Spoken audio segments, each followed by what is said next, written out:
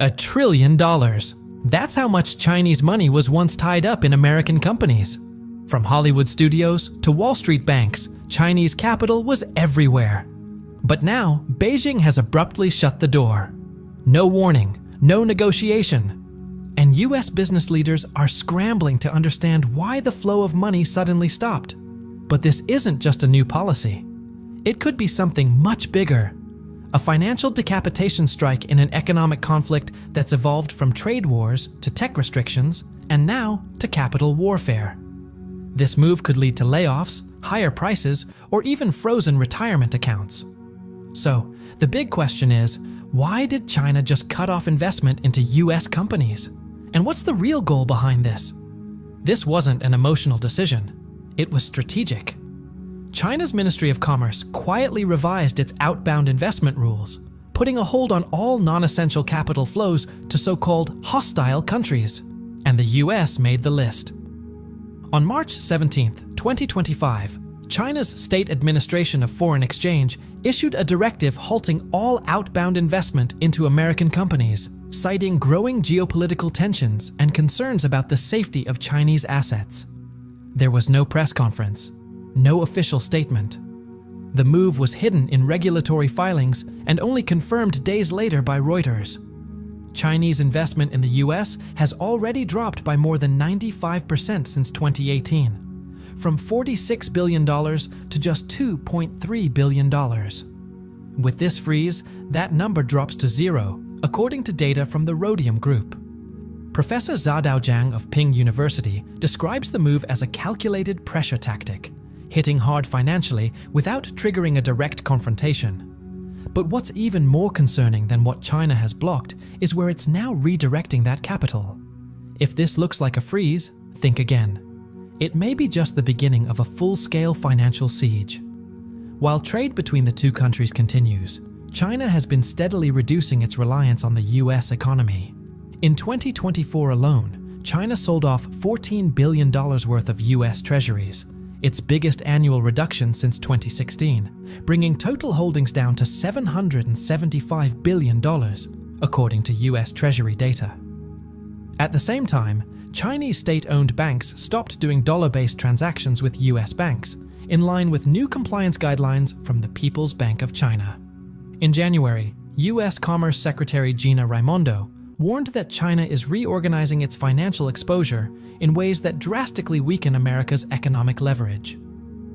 Traditional US tools like tariffs and export controls are proving too slow to counter China's rapid financial withdrawal. Meanwhile, new US sanctions are pushing Beijing closer to Riyadh, Moscow, and even Brussels, where European companies are lobbying to bypass American restrictions altogether. This isn't just a shift. It might be a permanent realignment. Foreign direct investment into the US dropped 22% in 2024, according to the latest UNCTAD report. Early forecasts for 2025 show another 19% decline. Chinese money is the most visible absence, but not the only one. Norway's sovereign wealth fund recently pulled $7.1 billion from US tech stocks, blaming regulatory unpredictability. Japan's Government Pension Investment Fund, the largest pension fund in the world, slashed its investment in US commercial real estate by 30% after Moody's downgraded several regional banks earlier this year. And with $4.1 trillion in US corporate debt set to mature by the end of 2026, and fewer foreign investors to roll it over, companies are turning to domestic capital. But that's more expensive. What we're seeing isn't just an investment retreat. It's a slow, tightening squeeze on the financial oxygen line, and mid-sized businesses are feeling the most pressure. When those firms go looking for lifelines, what they're finding is even more troubling.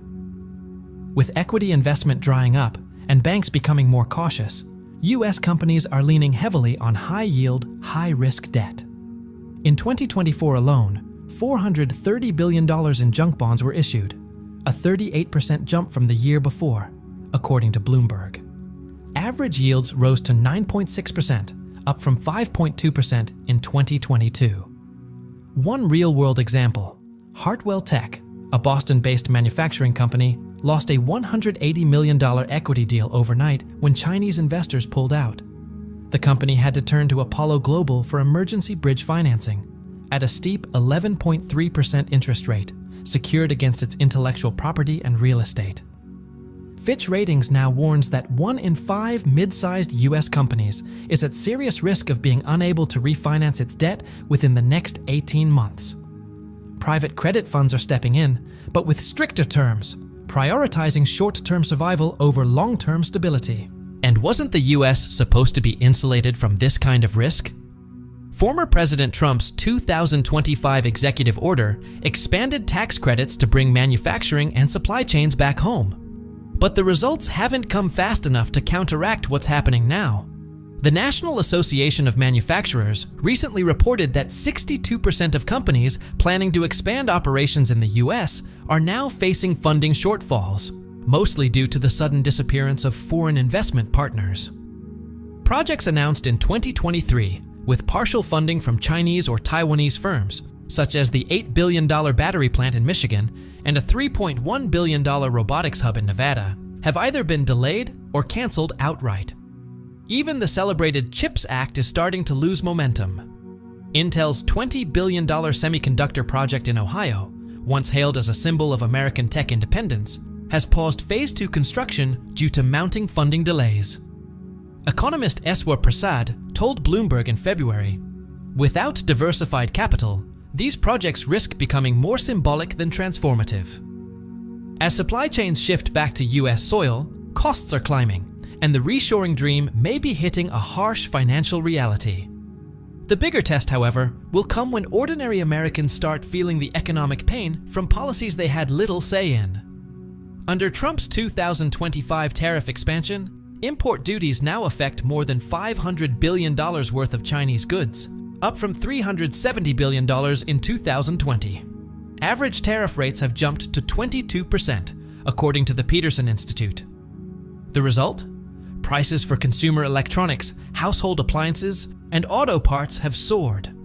Appliance prices alone rose 16.7% year over year by the first quarter of 2025, based on data from the Bureau of Labor Statistics.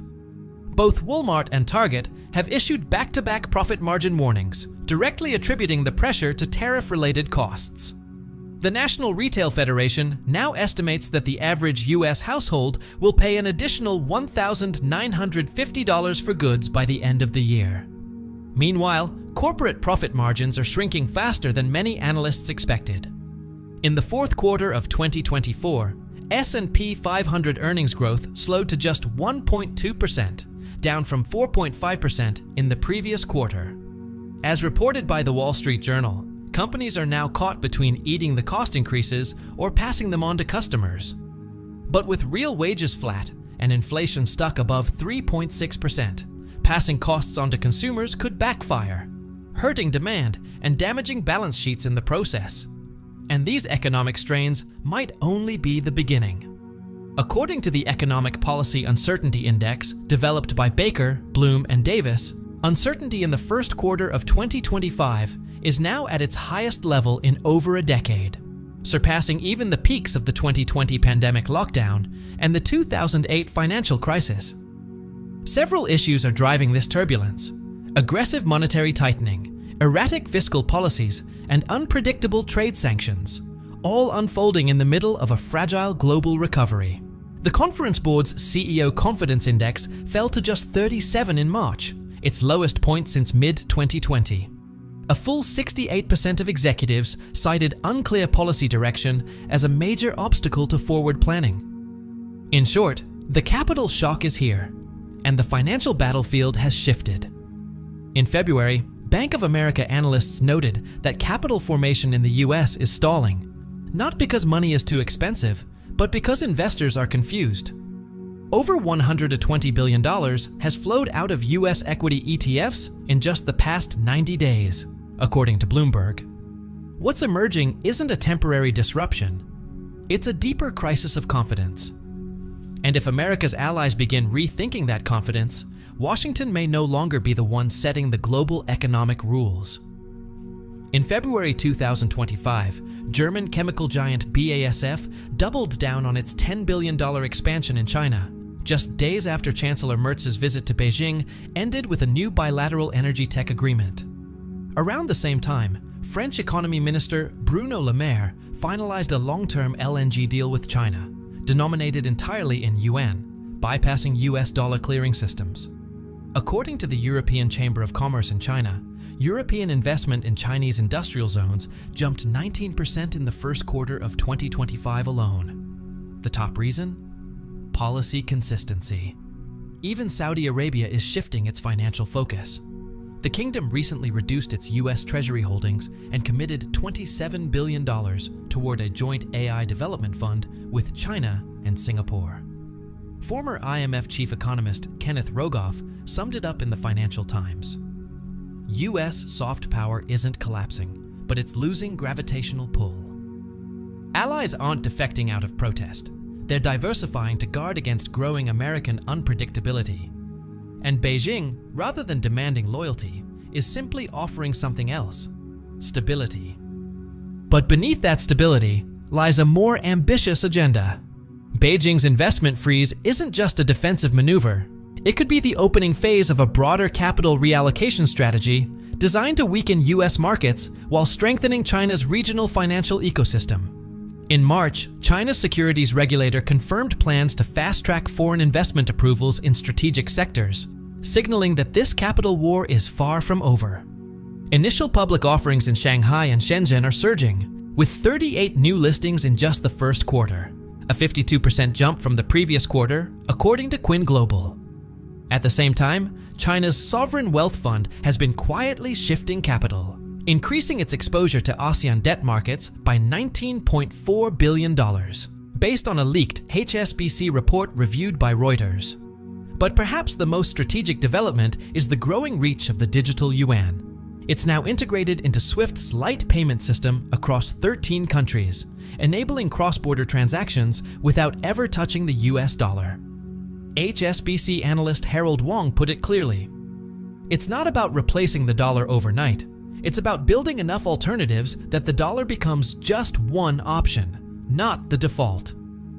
And with confidence in US financial leadership increasingly shaky, the outflow of capital might not come through confrontation, but through quiet, gradual momentum.